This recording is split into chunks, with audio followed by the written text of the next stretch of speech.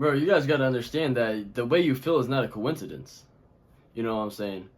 The reason why you feel this way, the reason why you have these self-doubts, limitations, and fear is because of your parents and the government and society. And the reason why the society and your parents have those self-doubts and limitations and fear is because the government has programmed and conditioned and convinced your belief system that you are not good enough.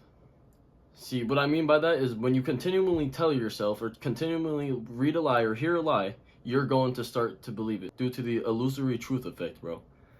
You see, let me explain that more. When you read a lie, like I said before, when you read a lie so many times, you start to believe it. And the lie of belief says, whatever you believe and the more feeling and emotion you put into a belief, it will become your reality. It will become your reality because you will always act in a manner consistent with that belief. As a matter of fact, your whole entire reality right now is simply an outward picturing of your most intensely held beliefs. You know what I'm saying? Now let me break that down even more.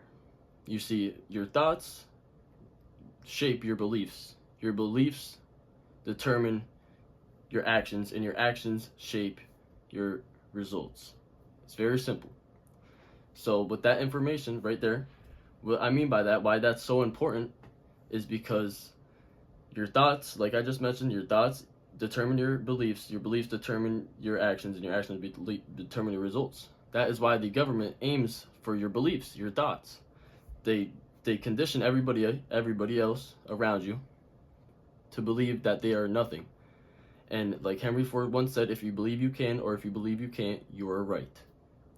William James once said, belief creates the actual fact. When you go to school, they teach you what to think, not how to think. You know what I'm saying? They teach you all these things and you don't question nothing. That when you're learning and you're not questioning nothing, that is called indoctrination. And that is exactly what school does to you. They condition you, they program you, and they convince you. And again, why that is so important is because if you convince yourself that you are not good enough, or condition or program yourself that you are not good enough, you will not be good enough. If you believe you are worthy, you will become worthy. If you believe your mind is so powerful, if you think it's powerful, it will become powerful.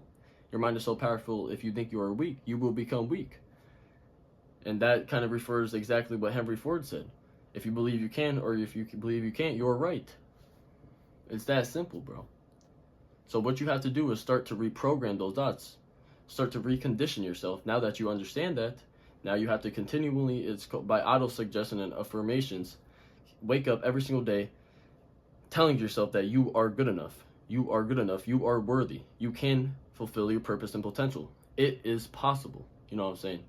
See, when you do that, it's like psychologically pumping yourself up. And as we know, due to the psychology, is that your self-esteem and your self-image determines your income. You cannot earn 10% or 10% above or below your self-image.